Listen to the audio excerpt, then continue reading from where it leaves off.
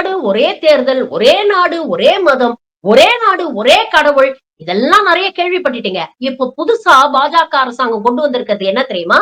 ஒரே நாடு, ஒரே வெப்பநிலை. ஆமாங்க. பாஜகவுடைய power minister Manohar Lal cutter என்ன சொல்லியிருக்கிறாரு அப்படின்னு பாத்தீங்கன்னா, பவர் கன்சம்ஷன் ரொம்ப ஜாஸ்தி ஆயிடுச்சாம்.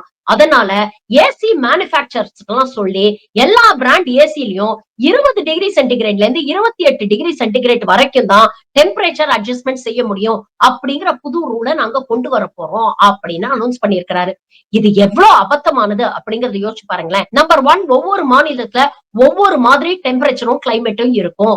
40 டிகிரிக்கு மேல போயிடுச்சுன்னா ஒரு ரூம் சட்டு புட்டுன்னு கூல் ஆகணும்னா அதற்கு லோவர் டெம்பரேச்சர்ஸ்ல ஏசி வச்சாதான் அதை கூல் செய்ய முடியும். ஆனா அத பத்தி எல்லாம் இந்த சங்கி கூட்டம் எதுவும் கவலைப்படாது. இரண்டாவது, ஒவ்வொரு மாநிலத்திலும் ஒவ்வொரு விதமான ஈரப்பதம் இருக்கும். இந்த ஈரப்பதத்தை கணக்கிலேயே எடுத்துக்க மாட்டேங்கிறாங்க அப்படிங்கிறது இன்னொரு வேடிக்கை. சரி, இதெல்லாம் விட்டுருங்க. இந்த அரசு என்னைக்கு மக்களுடைய நலன் சார்ந்த முடிவுகளை எடுத்திருக்கு? எப்பவுமே ஏதாவது ஒரு முடிவு எடுத்து மக்களோட லைஃப கண்ட்ரோல் பண்ணணும் அப்படிங்கறதுதான் இவங்களுடைய ஒன்லி மோட்டிவ். இன்னைக்கு இந்தியாவுல சூடு காரணமா, ஹீட் வேவ் காரணமா எத்தனையோ பேர் எத்தனையோ மாநிலங்கள்ல இறந்து போயிட்டு இருக்காங்க.